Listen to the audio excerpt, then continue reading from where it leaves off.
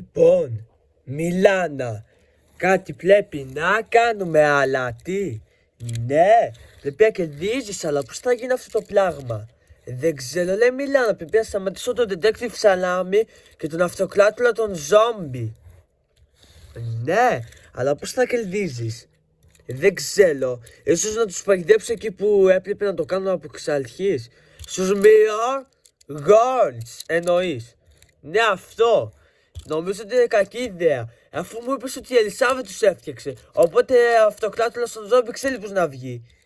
Ναι, κακή ιδέα. Άλλο σχέδιο. Να τον παγιδέψουμε πίσω από τα κάγκελα.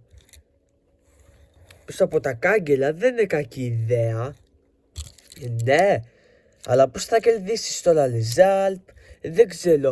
Ο Detective Salami και ο αυτοκλάτουλας των ζόμπι κάνουν τα πάντα για να με σταματήσουν. Αλλά δεν θα μπορέσουν να το κάνουν, γιατί εγώ θα κάνω τα πάντα για την εγγονή μου Cyber. Ναι, γιατί δεν έχεις την Αστομάλ την Βόλκαν, αφού είναι πιο γλίγολο. Πιο γλίγολο. Κοίτα πως είναι, δεν έχει σημασία το πως το έχουν φτιάξει από πάνω, στα μικρά. Κανονικά έχει ολοφή από πάνω. Μα γιατί εγώ το βλέπω γυάλι? Δεν ξέρω. Ναι, πρέπει να κάνουμε τα πάντα, λέει Μιλάνα. Αλλά πώς θα κερδίσουμε τον αυτοκλάτουλα των ζόμπι άμα δεν μπορούμε καν να τους παγιδέψουμε? Έχω βρει άλλο σχέδιο. Να σκοτώσουμε το Maze. Γιατί δεν χρησιμοποιείς τα κανονικά σου? Μα είναι αναβάθμιση το Elite Maze. Είναι το βελάκι το πάνω, αυτό το δυνατό που δείχνει στα upgrades μου. Και δεν μπορώ να λήξω μπιζέλια, γιατί δεν σ' αφήνει, αφού κάνω το Elite με το Maze.